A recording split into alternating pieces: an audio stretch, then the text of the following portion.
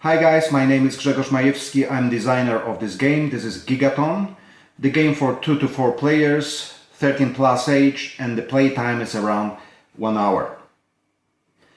I will subdivide this video into 3 parts. The first part will be the story of this game, what it is about. The second part will be the brief rulebook. I will explain how this works. And the third part, I will show you the opening of the game, the first turns of 2 players, to show you how this works. Gigaton is a racing game. I would say it's true, real 3D racing game because you will be racing not only along the track, you see the track on the board here, but probably most often you will be racing over the rooftops of these objects. We have 4 players, so this is the initial setup of the game, so let me explain what we see here. So we have 4 players who start from the initial paces, which are in the corners of the board. So each player chooses their own initial base, and this is the starting point, and also this is the finish. This is the where you have to drive back. The objective for each player is to drive around the board. So from example for the green one, the green needs to drive around the board, either this direction or this, needs to drop one of their flag in the base, in the foreign base. So we have 3 flags here, you see. So that flag should be dropped in each of these foreign bases, and green, completing this, should drive back to their initial base. The fastest player who does it first wins the game. So that's the first condition to end up the game, but it's not the only one. The second one is if no one completes that goal, the game automatically ends up when the tools, these are, you see the tokens representing the tools, we draw these tools randomly to the board during the course of the game. So once the last tool has been drawn from the bag, the game ends up. So even if no one's completed their goal. So in that second case, the winner is the player who has the most points. So this racing game is organized in post-apocalyptic environment. This is the terrain. You see this is a desert full of litter. There are plenty of rubbish, useless equipment, like, for example, excavator, like TNT, like tires, and many more. That this area is closed, and the entrance here is forbidden, but of course no one cares because the racing game is very famous and gives you the great fame. So as you see, 4 players have already entered this space. But what does it mean that this space is forbidden and closed? We have 4 so-called fractions that have very big, I would say giant machines. These fractions are patrolling this desert, monitoring it, and are getting rid of all the intruders. They are moving them off the desert. We have 2 types of these big machines. Bulldozers, you see that big one, it can push every object, even very heavy. And we have transporters. These are the vehicles that transport off the board these small vehicles on the roof, right? So this transporter can accommodate even 2 such small racers and transport them off. So these are 2 very big machines owned by these 4 fractions. We have 4 fractions in the game. So white fraction, brown fraction, gray fraction, and black fraction. They are not our friends, but since this is post-apocalyptic environment, everyone is short of the oil. So the oil is very low in the market. So the fractions are suffering from the shortage of oil as well. But we as racers here, we have a lot of oil, much more than these fractions. So what we can do, we can bribe them. We can pay them the barrel from this track. This is the track that represents our actual barrel status, how many barrels we own at this moment. So we can pay 1 barrel to the fraction, one of those 4, to bribe them and to get control over their cars. So once we bribe the fraction, for example, if we bribe the brown fraction, we pay 1 barrel, for example, green will pay 1 barrel, we'll move the brown fraction marker to their green control area. Once we do that, we get control over these 2 cars and we can drive them in the direction we want. I will explain that in the second section when I will be explaining the rules. The last thing I would mention in the story is that we have the tools. These small tokens represent the tools which we randomly find in the desert during our race. These tools have 2 options. One option is that they have very specific features. We can use these features to help ourselves drive along this board, or we can use it as a payment, because every single tool can be equivalent for 1 barrel. If we pay for anything in the game, we can use, instead of barrel, we can use just the tool. So that's the short story about the game. Please bear with me. In the next section I will describe briefly the rules. Okay, what we see here is initial setup of the game. First of all, we have to place all these objects on the board. So the racers choose their initial paces for the race according to the order of the players. That's the order track. So the players have chosen the order randomly in any other manner. So now we see that the green will be first, blue, red, and the yellow will be last. So in that order they chose these spaces. So they placed their racers here. They put their start-finish marker in the corner near to the base to show to the other players where is their starting point and where is the end, where is the goal they should drive back. So in any moment of the game you see which player drives where. Next, we placed barricades. You see these orange objects are the barricades which were placed here just to block the racing, or at least make it more difficult. They successfully block the movement, any traffic on the board, so it will be very difficult to drive through it, but it's not impossible, of course. The barricade is always placed in the middle of each side of that square. Additionally, this space is marked with the gears, so each such a space is marked with that icon. So next, we placed the bulldozers and the transporters on the board. How do we know where to put what? Because we have small icons on the board showing type of the vehicle and the color, right? So we know where to put what. Next, we placed our barrels on the barrel track. This is our payment manner in the game. The first and the second player receive 10 barrels. The last 2 players receive 11 barrels. This is represented by this placement here. Then we randomly draw from the back the tools to these spaces. The tools will be replaced in the course of the game, always to this space with the gears. that's the fixed space in each side of the square, we draw the tools to the board.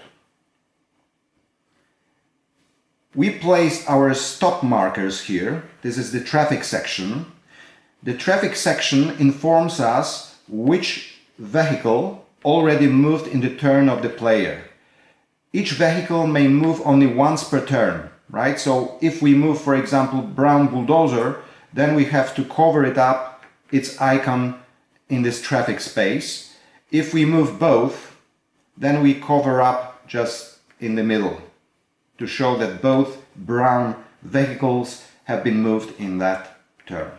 So that's the space of the traffic space, and this is the initial position of these stop markers. We also have 4 fraction markers. We have blue, we have white, we have gray, we have black, and we have brown.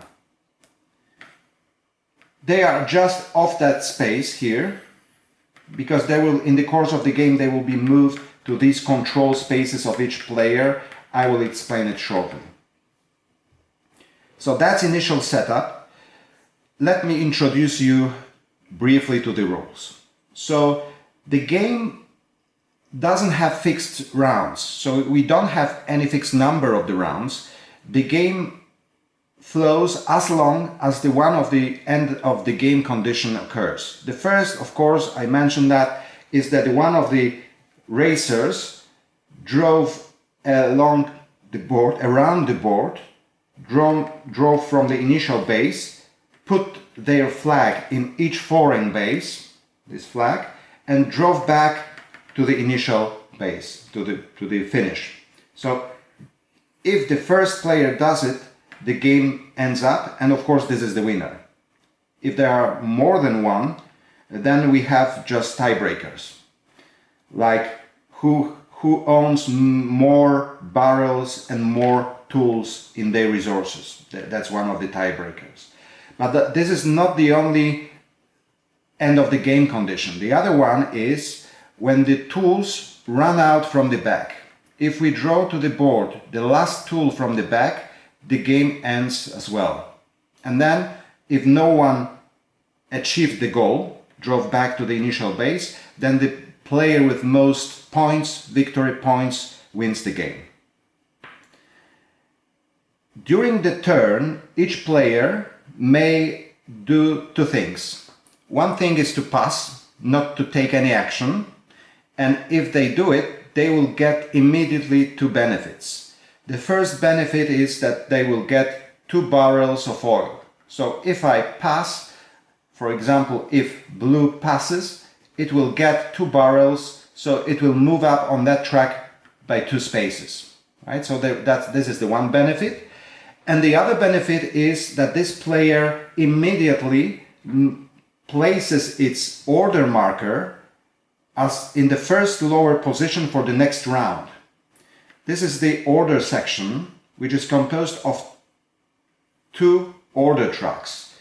The first one, this one, is the current order track. So it shows the order of players in which they take their turns, right? So green, blue, red, yellow.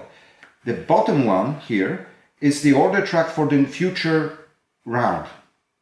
So by passing the blue player, for example, the blue player immediately places their marker in the lowest position of the future order track. They will be first in the next round. So that's the pass.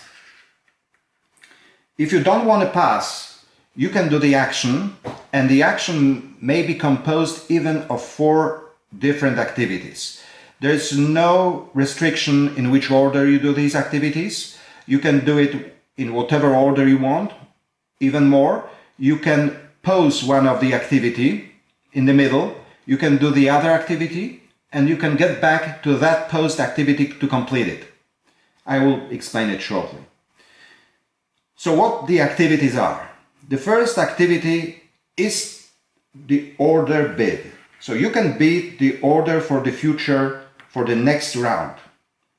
In order to do that, you have to spend up to 4 barrels or tools or mix of them.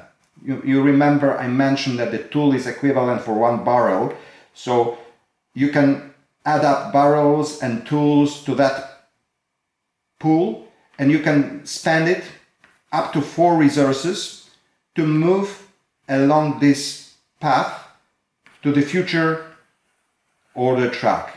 So for example, red wants to beat the order, so they spend 1 barrel, move 1 space in direction of the future order track, and they will spend 1 tool from their resources to move once again up to the future order track.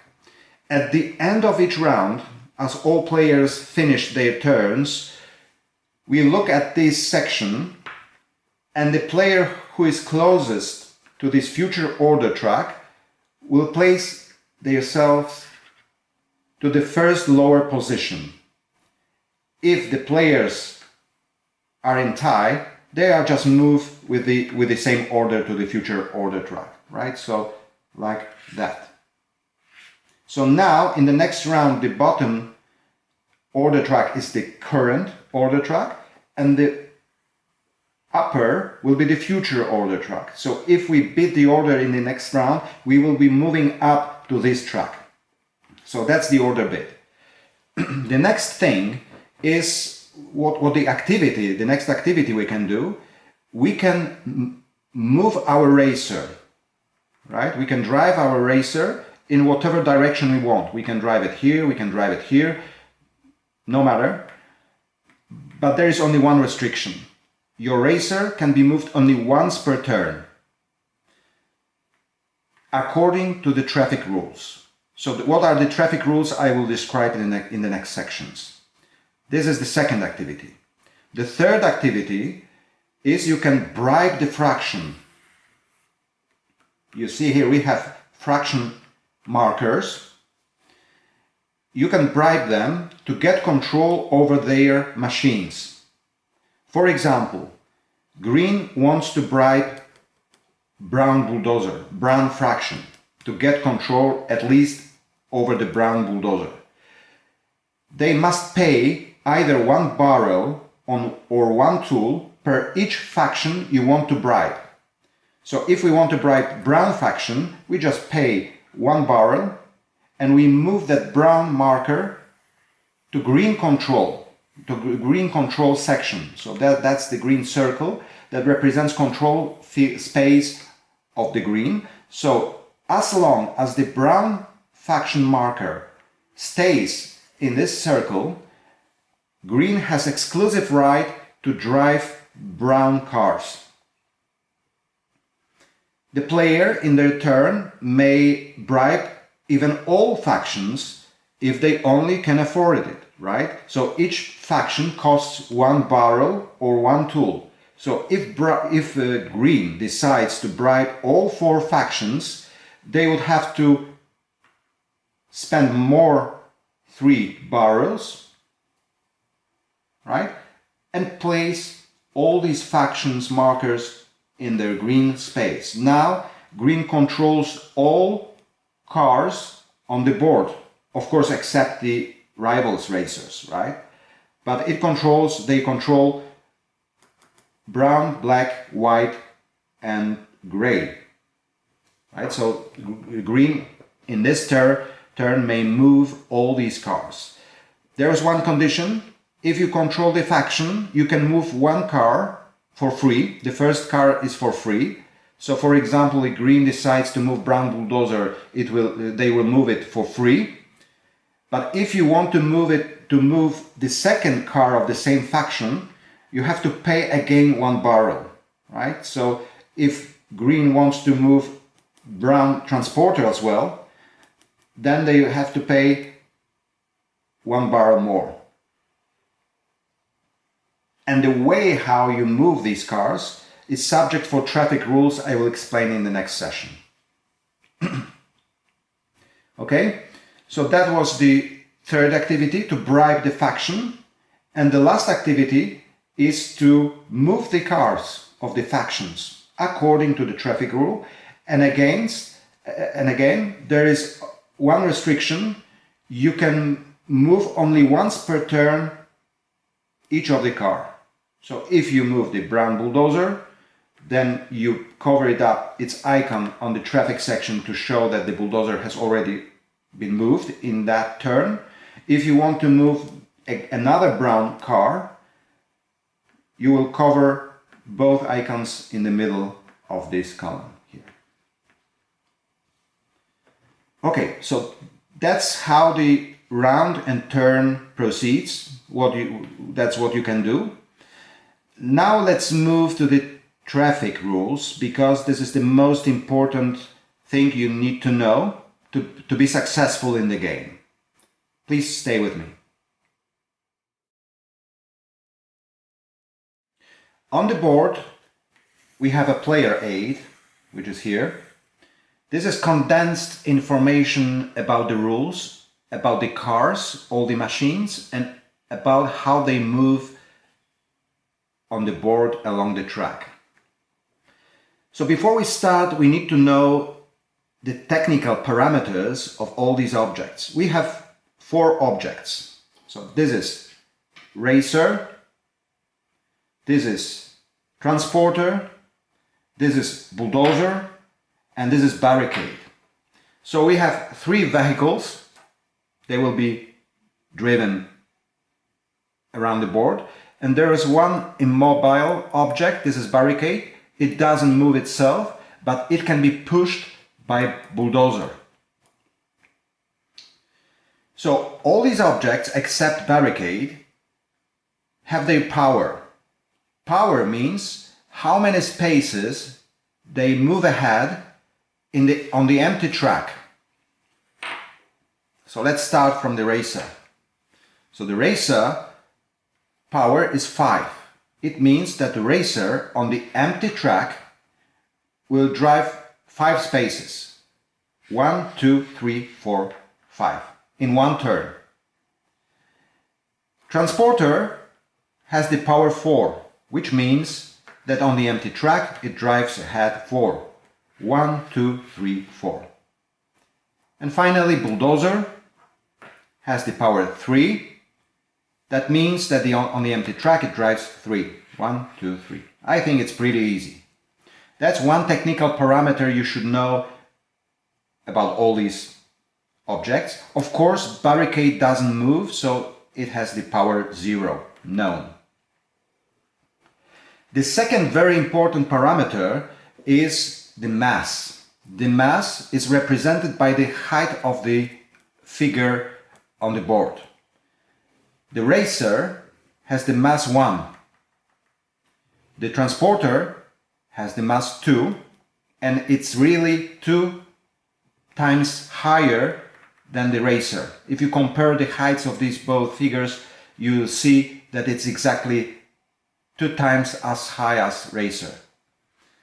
And then finally we have bulldozer and the barricade.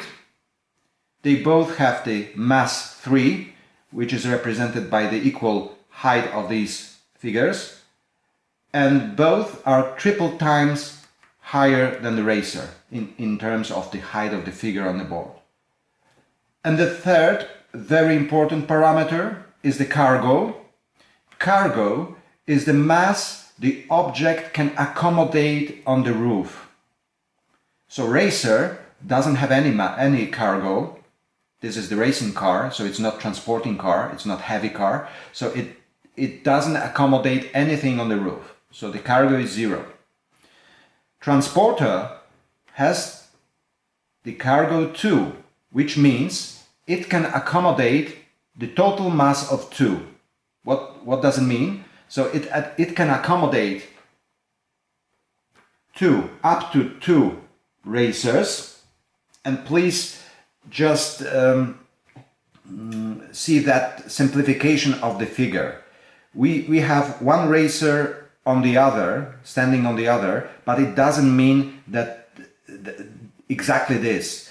Let's imagine that this transporter has 2 platforms and these 2 cars stay on the different platforms, one over another, right? So it's not the situation that the red consumes the cargo of the green, because green has no cargo. So normally that situation will not happen, must not happen on the track. So green cannot bear anything on the roof. But on the transporter, we just imagine that transporter has two platforms. This is just the figure of transporter is simplified, right? So this is why it works that way. Okay, so transporter has the mass, has the cargo of 2, so it means that it can accommodate 2 racers on the roof. But it's not the only case. It can also accommodate the other empty transporter. As you see, the mass of transporter is 2 and the cargo is 2. So one transporter can accommodate the other transporter on its roof. But in that case, the cargo is full. Nothing else can be placed here because cargo was completely used. Okay? And the bulldozer and barricade has the cargo 1, both. So it means that each of them may accommodate exactly 1 racer. You see that this is the reason why we can have more than one object on the same space, just standing on its roof. Okay. How these objects move along the board. Let's clear the track. Okay. Here's the section that describes in the iconic way 5 so-called conflicts between the objects on the track. As you see, the track is full of objects, barricades, bulldozers, transporters. All these objects interact with the driving car. I mentioned that on the empty track, the car always drives with its full power, but that's not the case if the track is occupied and blocked by the other obstacles. In that case, each time when the driving car drives into the space which is occupied by the other object, it must resolve the conflict between itself and that object. And the conflict is always resolved based on the heights of the figures on the board. Height means the height of the figure itself plus all it has on its roof, right? So the height of bulldozer is equal to its mass, right? Bulldozer has 3, so this is the 3. But if I put on its roof the racer, now the height of this object is 4, because this is the height of bulldozer 3 plus height of the racer 1. So that's the height 4. And to resolve the conflict and to establish movement points, because how far the car can drive is determined by the movement points we establish comparing the height of the car with the height of the obstacle. We compare these two heights and establish the movement points. So let's go through all these 5 types of conflicts and see how this works. So first of all, let's take the bulldozer, and it drives to the space which is occupied by the racer.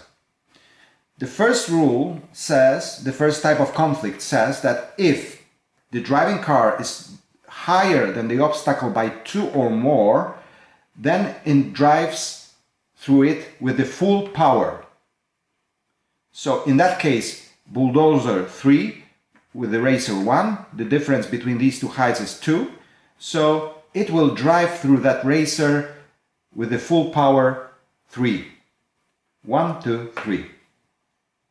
As it was not on the track, right? So bulldozer even didn't see that small object, that so huge machine that it just drives through it without any problem. Okay, the second type of conflict we have now, our obstacle is a bit heavier, higher. Now bulldozer 3 drives through transporter 2. Bulldozer 3 drives to transporter 2. We have the difference between their heights 1, 3 to 2. In that case, bulldozer must reduce its power by 1. Right? So instead of driving 3, it will drive 2. 1, 2. So this obstacle has significantly lowered down its power, right? Because part of this power must have been spent to overcome this obstacle. That's the second type of the conflict. The third type of the conflict. Oh, before we go to that, the third type, please see this the very similar situation, but we have racer on the roof of bulldozer. What does it mean? And bulldozer drives ahead. What does it mean? Bulldozer 4, because the height of bulldozer is 3 plus 1 racer, bulldozer 4 drives to the obstacle of the height 2. So now we have the difference between these two objects 2, and we get back again to the first conflict where the difference between heights is 2 or more. So now the bulldozer drives with its full power. 1, 2, 3. Okay? And now we have such a case. The third type of conflict. The driving car drives into the obstacle which is of the same height. The rule says that in that case, the driving car must reduce its power by 2. So in that case, it means that bulldozer must reduce its 3 to 1. 3 minus 2, it's 1. So it can drive only one space ahead. But there is a pretty trick here, because normally the other car couldn't drive into that space because it's busy and it has the cargo which is not sufficient to accommodate the car. But because this is bulldozer, it has the special ability, it can push the object. So the rule says if bulldozer ends up its movement on the space which is occupied by the other object and the space before it is empty, it can push it ahead. So in that case, bulldozer can drive its one movement point, 3 minus 2, one movement point, at the same time pushing the obstacle. Right? Let's see how this would work if we had two transporters. Again, we have driving transporter which is driving into the obstacle of the same height. So again, the same rule. Minus 2 to the power. Nominal power of the transporter is 4, but it must reduce its power minus 2, so it will drive only 2. 1, 2. Okay, that was the third type of conflict. Now we have fourth type of conflict. What happens if the car drives into the obstacle which is higher by 1? So now we have racer 1 and transporter 2. What happens here? The rule says the car must immediately stop on the roof of that obstacle, of course, if there is cargo available. If the car can accommodate you, right? Because that roof on the transporter is empty, so now this car, the green, may stop on the roof.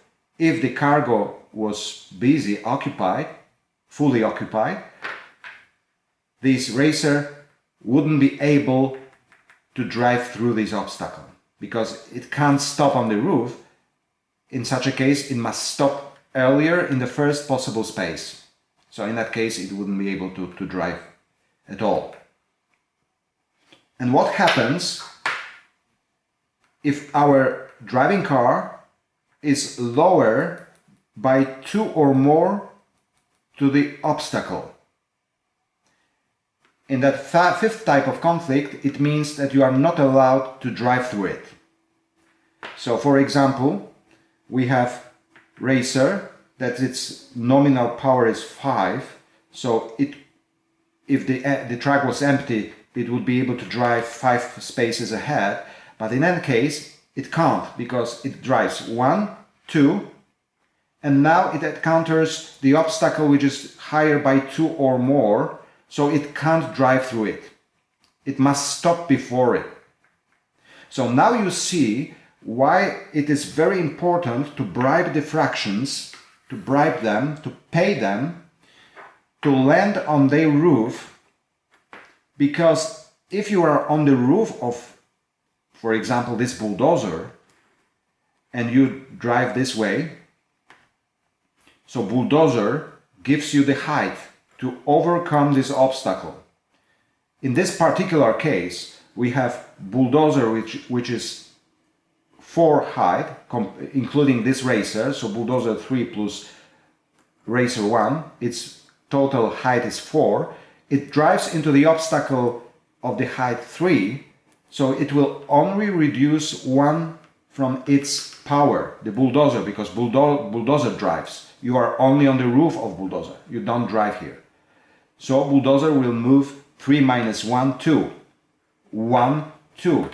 And this is the way you could overcome that huge obstacle. You wouldn't be able to do it yourself because it's too high for you. Okay? And finally, please pay attention to these small tools because they are very useful devices for you to just break the rules, standard rules of the traffic. Let me explain exemplary tools which are seen on the board at this moment and how they work. For example, the rotor is a device that will allow you to replace, to turn around adjacent obstacles. So it's easy to imagine that you could do something like this. If you have been stopped by the obstacle because as a racer you can't drive through it, the 5th rule, and you have in your resources you have rotor, so what you can do is just to shift their spaces, right? And now you just drove through or overcome this obstacle using the rotor. So that's how the rotor works. We have supercargo. Supercargo is a very interesting device. This is a huge set of wheels you can put under your racer. What does it do? It gives you +1 to your height. So now the racer is higher by 1, so its total height is 2 instead of 1. But still, it uses only 1 cargo on the roof, right? So you can drive to the roof of bulldozer, creating the object of the height 5. 3 bulldozer plus 1 supercargo, 1 racer gives you the object 5. When you encounter the obstacle, this barricade, huge object, you have the first rule, because the object height 5 drives into the obstacle of height 3, so there is there is a difference of 2 between these two heights, so bulldozer drives through it with the full power. It's so heavy that it will drive through this obstacle with the power, its nominal power 3. 1, 2, 3. So as you can see, it's very useful combo with bulldozer because it gives you a beast machine which drives through all the obstacles without any loss of the power. Okay? Then we have a crane. Crane is a tool which enables you to put yourself on the roof of the adjacent object. If you have the crane, you will just pick it up and put on the roof here or here. Of course, there must be free cargo on the roof. There must be space to accommodate your racer. That's the crane. And of course the difference between the heights doesn't matter. The crane can lift you up to any roof. And finally, we have TNT. This is a bomb. The bomb gives you the opportunity to detonate the barricade from the game for the end of the game. So you will remove this barricade, so you will help yourself. If, for example, you are just before the barricade, you can use that bomb to detonate it, to remove it from the board, and you have now just clear drive-through. But please be aware that you move this barricade for all players. So if you see that the other player, your rival, drives the same track behind you, if you remove that barricade before they drive through it, you will help them as well, right? So it's always better to remove the barricade in the moment when all other players drove through it due to normal, regular rules. So these are briefly the traffic rules in Gigaton. Please stay with me because I'm gonna show you the opening of the game, the first two turns of green and blue, to show you what sort of decisions they must take, what kind of problems they must resolve during the movements. Please stay with me. Okay, this is our initial setup. Green is first in the order, so green will start its drive first. They consider which direction to start, because I mentioned the direction, it doesn't matter, right? You must drive around the board and go back to your initial base. So one of the options which will certainly be considered are these tools. Which one is better for the green? So the most attractive tool probably will prevail that decision. So green decides to drive this direction. So first of all, green decides to bribe gray fraction.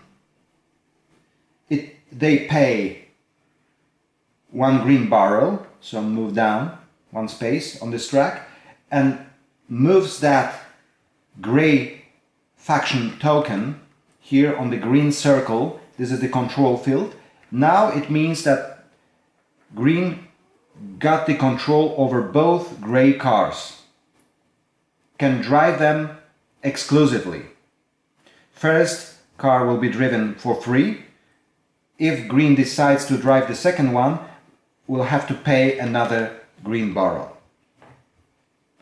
So green decides to move that transporter, and see this transporter, the height 2, racer height 1. If transporter drives this way, it will drive through the obstacle, which is lower by 1. So the second rule here, transporter has nominal power 4, but it must reduce by 1. So it will finally drive 3 spaces. 1, 2, 3. 1, 2, 3. Now, green decides to use the crane, which is built up in the base. Each player has the same crane in other bases, so they can use it freely. So now green decides to use that crane, and this works exactly in the same way as I explained in the crane here. So it moves its racer to the roof of the adjacent object. Right? It's not the move of the racer, it's the move of the crane. It means that the green racer still didn't use its 1 per turn move. So it's still waiting for the decision.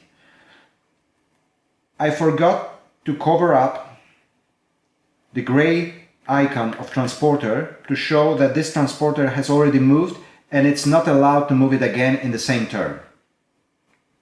Now, green analyzes the current situation because they want to drive this way and see what happens. Green racer drives into the obstacle which is of the same height. right? The green racer now is 3 high, not 1. The green racer is high 1, but because it sits on the gray transporter, it's higher now. So the height of the green racer is 3. So it drives to the obstacle of the same height. So the rule says that it must reduce its nominal power by 2. So it can drive only 3 spaces. 1, 2, and here there is an obstacle which is 2, but higher by 2. So once green lands here, it will not be able to drive on the roof of that obstacle because it's too high. So this option is pretty bad, because if green lands here, it will find itself in a sort of trap between very huge obstacles, and it won't be able to drive on any of them because they are too high. So Drive definitely doesn't want to do it that way. So they decide to just move 1 space ahead to land on the roof of the brown bulldozer. Now, what's next? Green wants to bribe the brown fraction to get control over the brown bulldozer. So they pay 1 green barrel, move the brown faction token on that space, and now gets control over both of brown cars. Green decides to move ahead with the brown bulldozer and see what happens. We have bulldozer high 4 that drives into the obstacle of the height 3. So the first rule says that in that case bulldozer must reduce its power by 1. So instead of driving 3, it will drive 2. 1, and because this is bulldozer, remember, it has the special ability, it can push the objects, provided the space before them is empty, and that's the situation.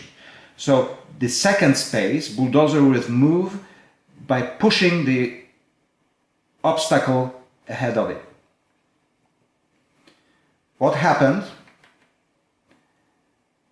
The green, who controls brown bulldozer, and it's the owner of the green racer, in fact only one of these is enough, drive into the space where the tool is placed.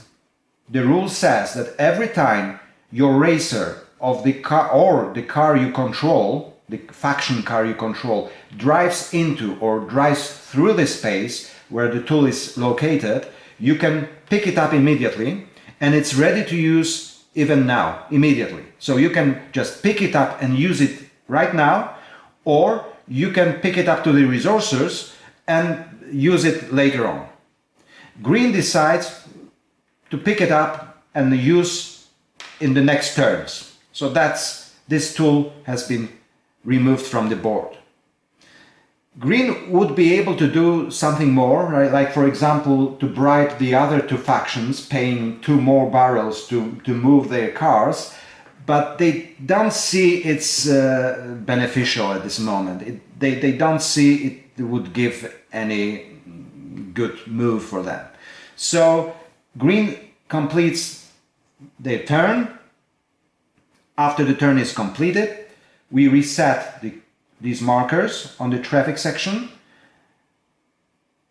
We draw from the back new tool to the same space, right? To the space which is marked with gears. So in the beginning of each turn of each player, there must be 4 tools in the spaces. So now the second in round is the blue, and let's analyze what blue can do.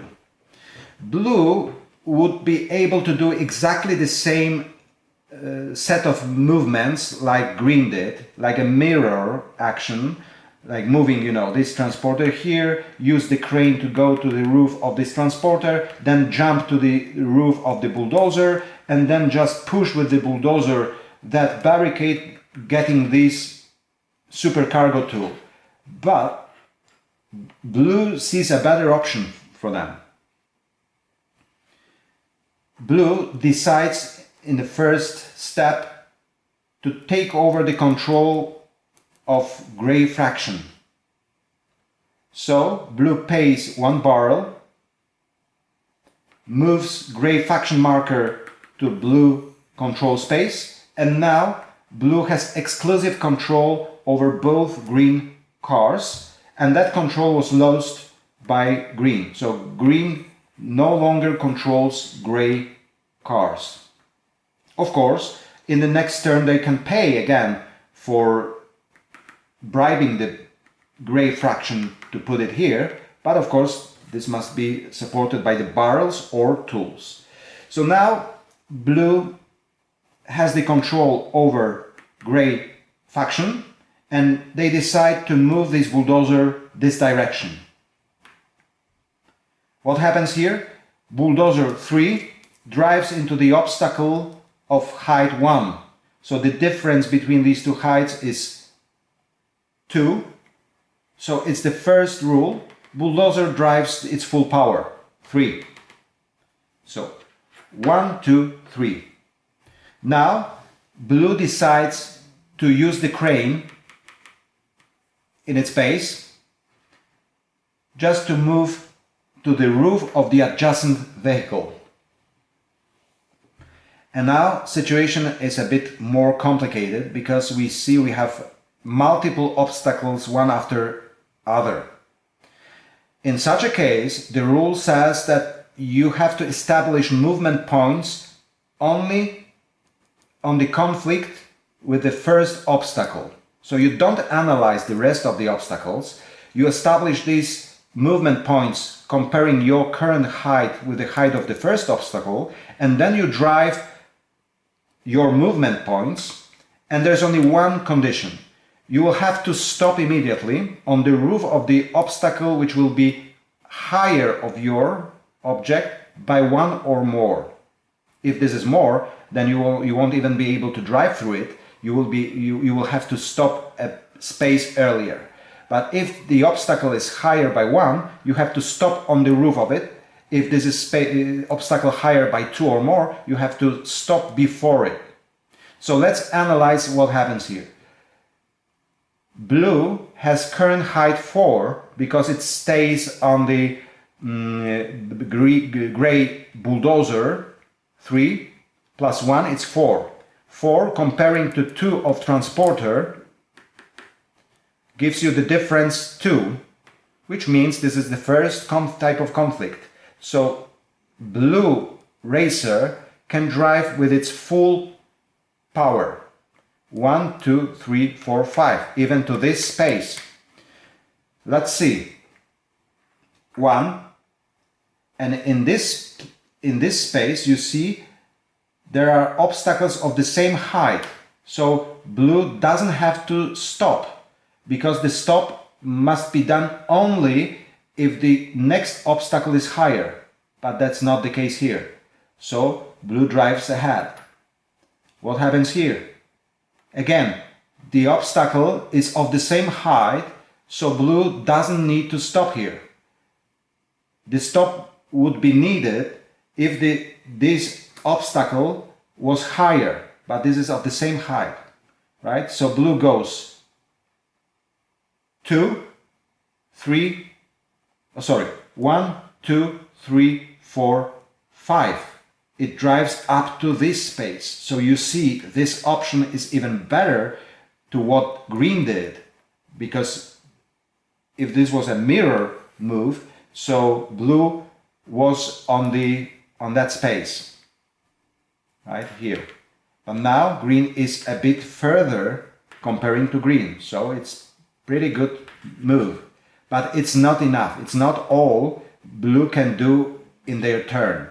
Please mind that during the movement, blue has driven through the space where the tool was placed, so it gets the right to pick it up immediately. They can use it immediately or in the next rounds. But blue sees very good opportunity with that anchor.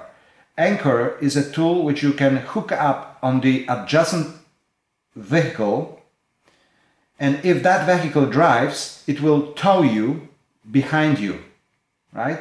So blue picks up this anchor, hooks it up. Of course, we don't do it like that, just to show you. It hooks it up on the transporter. It means that this token must be removed from the game. And now blue decides to move that gray transporter. Please mind that blue controls gray faction already because they paid for it. The first car, the gray bulldozer, has already been moved, so it can't be moved again. But the second thing is that blue must pay another barrel for that extra move of the second vehicle of the same faction, right? So they pay 1 barrel more and decide to move that transporter this direction. Nominal power of transporter is 4 and the track is empty, so see that this transporter will drive 4 spaces ahead, towing at the same time the blue because we use the anchor, right? So 1, maybe like that, 1, 2, 3, 4. So we've been towed by gray transporter. This is how anchor works. Pretty good tool. During that movement, we drove through the foreign base. We can drop down the flag, our flag here, and this means that blue needs to drop the flag here, and drive back to the initial base. If they do it first, the fastest, they will win the game. This could be the last action, the last activity of blues in their turn, but blue sees a bit of viciousness they could do against the green one. Let's be a bit vicious and let's do the following thing. Let's pay 1 barrel more. Let's get the control over the brown faction. And let's move that bulldozer back to the initial base of the green. The green, unfortunately, stands on the roof of the brown bulldozer, which means it will be driven by the brown bulldozer back to their initial base. So, of course, blue decides to do this. This is empty track, so brown bulldozer can drive full power. 1, 2, 3. As you see, being a bit vicious against green, we just moved it back just to the initial base. So the green must start almost from scratch their movement. Such a tiny viciousness, you know. Okay, so this is all blue could do or wanted to do. Of course, still, blue can bribe other 2 factions to get control over the rest of the cars, but they don't want to do it. They don't see this would be beneficial. So they complete their action, reset the tokens in the traffic section. We'll draw another tool to this place because this was emptied. And the next turn will be started by the red one. And let's break this game at this moment because I think this gave you pretty good insight of what can happen on the board, what kind of decisions you have to do, what kind of calculations are needed to successfully drive ahead of the track. I hope you liked it. I hope you'll be interested in testing it or playing it in the future. I'll be very happy if you share your feedback with me, for example, through BGG page. Okay, so let's meet on the Gigaton track and let's race. See you soon. Bye bye.